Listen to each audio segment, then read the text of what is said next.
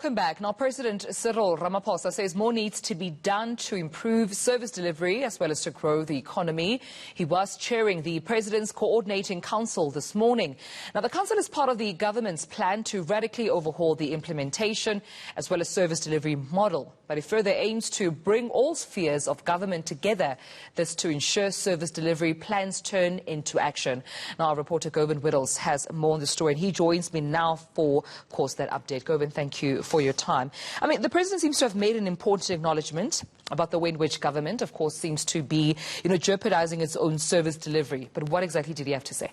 Yeah, he was talking about the way in which things are planned through the different spheres of government, citing examples of provincial governments not necessarily being aware of the national government's projects happening in their provinces or even in their districts or local municipalities. And that's what this district development model is meant to do. It's synchronize the work of all three spheres of government, but to make sure that the money which is set aside at the national level eventually does reach the municipality which it's intended for at a local level to service things such as water supply and electricity supply. And the president here acknowledging that the lack of planning and a number of other factors have impacted on that service delivery taking place. Let's have a look at what he had to say. Unless we work smarter, all our best laid plans to accelerate service delivery, to grow our economy and create employment on a large scale will amount to naught. Now, many of the challenges we face are our own making and the inevitable outcome of poor planning, fragmented implementation, poor oversight and monitoring, wastage and duplication. So then what about private sector cooperation? Because we know that this is a big focus for this administration.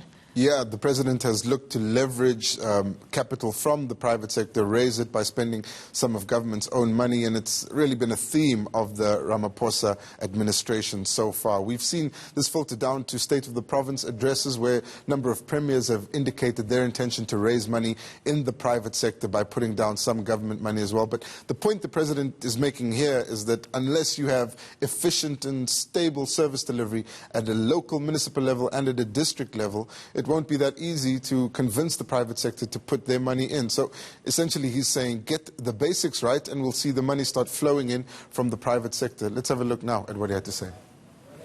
Because as our localities flourish and services improve, as infrastructure is upgraded and built, we all know that that is when investment really starts to flow.